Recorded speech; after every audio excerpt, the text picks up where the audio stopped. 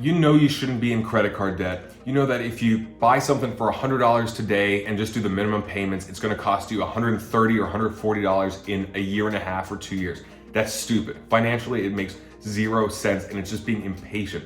But there's something even worse about credit card debt that affects us psychologically, which is this: we don't become resourceful. Credit cards rob us of our creativity, our ability to say, here is something I want. How can I achieve it? How do I accomplish it or attain it the right way? If you have a credit card to always rely on, now you're telling your brain, yo, you don't have to think. You don't have to actually be creative and come up with ideas to afford this. You could just swipe this card and we can go on our merry way. That's not right.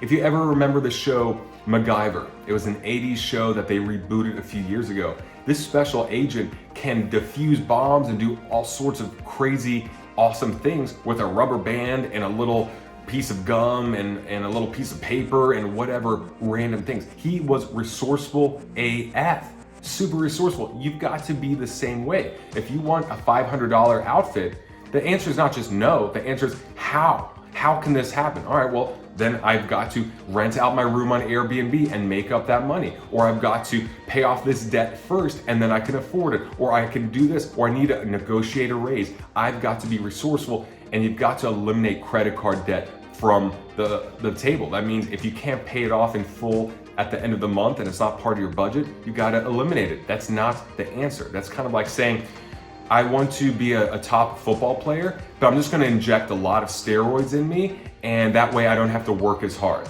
It doesn't work out.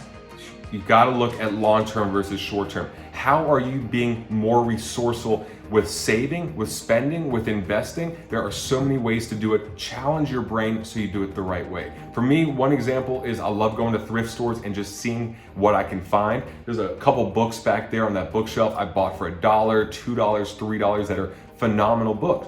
This, I got at a consignment shop called, what's it called? Crossroads here in LA. This is Lululemon. This is like 80 bucks brand new. I think I got it for $15 or $18. I love it. I've had it for years. That is being resourceful. Be like MacGyver. Don't be like a normal American. In the comments section, write one way you're gonna be more resourceful. Thanks so much for watching, and stay tuned for the next video.